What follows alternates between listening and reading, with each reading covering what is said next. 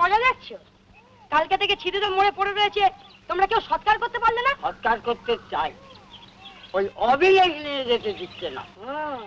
এই যে চামচে, আমার কাকাকে বলো যদি পারে তো পঞ্চায়েত থেকে যেন আমার বিচারটা করে। তুই নিজেদের গোলাপ থেকে ধান চুরি করবি? আরে চুরি করে যত পাপ হবে, বিলিয়ে দিয়ে তার থেকে অনেক বেশি পুণ্য হবে। জয় বলে বাবা। দাও বলছি সামনে, ভালো হবে না কিন্তু। মেয়েদের পোশাক পরে তুমি কি বিচ্ছিরি না লাগছে? আগে পোশাকটা খুলে ফেলে। যথা আজ্ঞা রাধে। ইস, যাত্রার দলে পাঠ করে করে রাজাদের ভাষায় কথা বলতে শিখেছে। শুধু কি তাই, কখনো রাজা, কখনো প্রজা, কখনো রাম, আবার কখনো রাবণ সেজে সীতা হলো। ছেড়ে দাও, ছেড়ে দাও, ছেড়ে দাও। এই তো যাত্রায় ঠিক এমনি হয়। উফ, কি লাগলো। তোমাকে পড়ে থাকতে দেখে আমার কি মনে হচ্ছে জানো? মনে হচ্ছে আমাদের যে মানভঞ্জন পালা হবে তারই একটা সিন। দাঁড়াও, তোমার বাবাকে বলে দেবো তুমি এ গায়ে ও গায়ে যাত্রা করে বেড়াও, দেখাচ্ছি মজা। আরে সামনে যেও না, যেও না। কি আশ্চর্য, যেও না। দিলে তো রসভঙ্গ করে। কি হয়েছে বল? রঞ্জ, শিগগিরই চল, কাল থেকে ছিটে মোড়ে পড়ে রয়েছে, কেউ তাকে শ্মশানে নিয়ে যাচ্ছে না। কেন? কেন আবার? তোর কাকার ভয়। কাকাকে ভয় পাবার কি আছে? এবছর দুর্ভিক্ষে যখন গায়ের লোক না খেতে পেয়ে মারা যাচ্ছে, তখন ছিদে তোর কাকা সনাতন বাবুর পায়ে ধরে গিয়ে বলেছিল কিছু ধান সাহায্য করে আমার ছেলে বউকে বাঁচান। সাহায্য তো দূরের কথা, নিচু জাত বাড়িতে ঢুকেছে বলে লাঠি মেরে তাড়িয়ে দিল। বেচারা ছেলে বউকে বাঁচাতে না পেরে পাগলের মতন তোর কাকাকে মারতে গিয়েছিল। তারপর? তারপর আর কি, তোর কাকার হাতে মার খেয়ে সেই যে বিছনায় পড়লো, তার কয়েকদিন পর সব শেষ। তোরাই বা আমার বাবাকে এই কথাটা জানাসনি কেন? তোর কাকাই স্টেটের ম্যানেজার, ঘোড়া ডিঙে ঘাস খেতে যাবো কেন? ঠিক আছে তোরা যা, আমি জামা কাপড় বদলে এক্ষুনি ছিলের বাড়ি যাচ্ছি। আমি বলছি কেউ ছবে না, কেউ ছবে না। বাবুকে অপমান করেছে, সনাতন বাবুকে অপমান করছে, ও পচে মরুক, কেউ ছবে না। তোমরা সব দাঁড়িয়ে মজা দেখছো? কালকে থেকে ছিটুদের মোড়ে পড়ে রয়েছে, তোমরা কেউ সৎকার করতে পারলে না? সৎকার করতে চাই, ওই অবিনাশ নিয়ে যেতে দিচ্ছে না। কে? আমার ওই কাকার চামচেটা। এই যে মোড়া আটকে রেখেছো কেন? তুমি জানো না ছোট কথা, এই লোকটা তোমার বাবাকে অপমান করেছিল। হ্যাঁ, তাই তোমার কাকা হুকুম দিয়েছে কেউ ওর গায়ে হাত দেবে না। হ্যাঁ, আর যদি কেউ ওকে ছোঁয় তাহলে পঞ্চায়েত থেকে তাকে এক ঘরে করে দেওয়া হবে। পঞ্চায়েতের পান্ডা কে? কেন? তোমার কাকা সনাতন বাবু। দশ সালা কাকার নিকুচি করেছে। নন্তে বিশে কিছু বলবি? তোরা শ্মশানে গিয়ে কাঠের ব্যবস্থা কর, আমি ছিটুদাকে নিয়ে আসছি। যা যা যা ঠিক আছে। যা যা।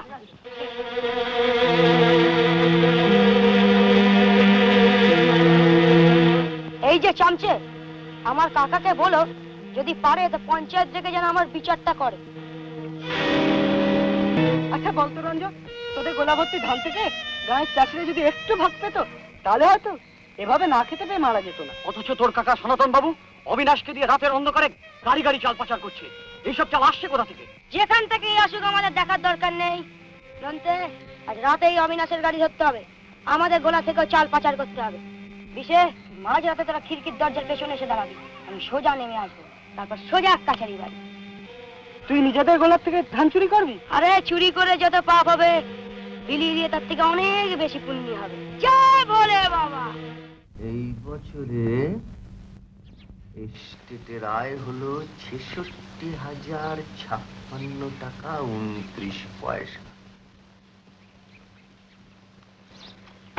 ওই একই বছরে এস্টেটের ক্ষতি হলো ১,৩৩,২৫১ টাকা ২০ পয়সা।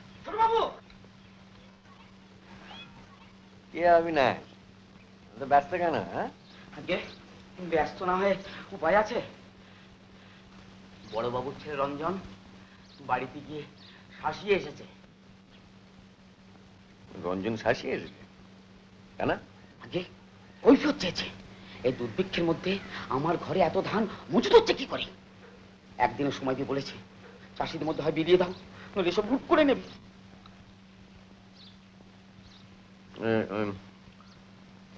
তোমরা এখন যাও, তোমরা এখন যাও।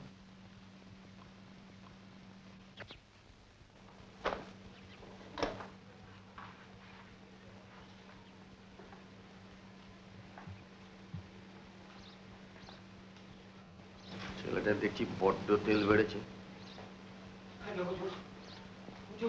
বড়ই অবিচল হয়ে পড়েছি। আমাদের গোলার থেকে যেসব ধান তোমার বাড়িতে মজুত করা হয়েছে এগুলো সরিয়ে ফেলতে পারবে? আগে ফেলতে পারবো কি বলছেন? এখন লন্ডমন্ড করে দিয়েছি, মানে মানে বেঁচে দিয়েছি, টাকাও নিয়ে এসেছি। ভালোই করেছো, ভালোই করেছো। আচ্ছা, এখন বলো তো, আমাদের ওই কাছারি বাড়ির গোলা থেকে কতটা ধান সরাতে বাকি আছে? আগে তাও সব লন্ডমন্ড করে দিয়েছি, এখন বাকি আছে মাত্র 5-6 গোলা। 2 গোলা মজুত রেখে বাকি সব আজ রাতে সরিয়ে ফেলো। আমি কাছারি বাড়ির দরওয়ানদের গেট খোলা রাখতে বলে দিয়েছি। আগে পাহারাদার গুলো আপনার দাদার কানে কথা তুলছে না তো? সে টাকা দিয়ে সবার মুখ বন্ধ করে রেখেছে। এখন তুমি গিয়ে সব ব্যবস্থাগুলো করো দেখে। আগে এখনই এই যে মহান দায়িত্ব আমাকে বড়ই অবিচলে ফেললেন। আগে যা বলছি তাই কর। হ্যাঁ, এক্ষুনি যাচ্ছি। আমি লন্ডন করে দিচ্ছি, ওদিকে যাবো, ফ্লাইটে যাই। হ্যাঁ, আমি লন্ডন করে দেবো। কি হলো, আর ফিরলে কেন? আগে একটা কথা বলবো বলে এসেছিলাম, ভুলিয়ে ফেলেছিলাম, এখন মনে পড়ে গেছে। কি কথা?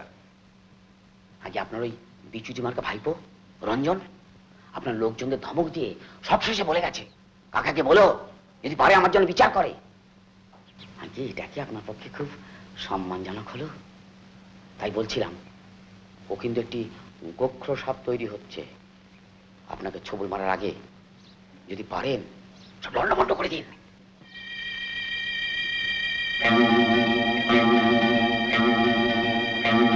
উগ্র সাপকে মারার জন্য নেউলের জন্ম। এরা দাঁত দিয়ে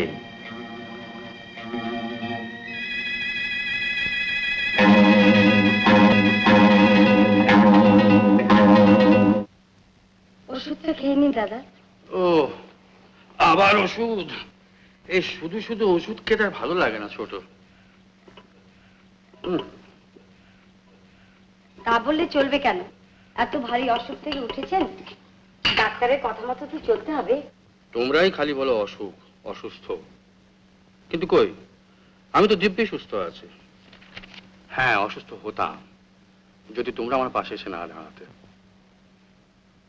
কই, এই কথা তো বলছেন না। আমাদের দুর্দিনে সেদিন যদি আপনি দাদার মতো আমাদের পাশে এসে না দাঁড়াতেন, তাহলে তো আমরাও ভেসে যেতাম। তুমিও তো বলছো না, আমার স্ত্রী মারা যাওয়ার পরে রঞ্জকে যদি মায়ের স্নেহে মানুষ না করতে, রঞ্জটা ভেসে যেত। আর আমার অসুখের সময় এই স্টেটের দায়িত্ব যদি সনাতন না নিত, তাহলে এই বিরাট সম্পত্তি সবাই লুটে ফুটে খেত। আপনি যাই বলুন দাদা, যে বিশ্বাস, যে ভালোবাসা আপনি আমাদের উপর ঠেলে দিয়েছেন, সেদিন আমরা কোনোদিন শোধ করতে পারবো না।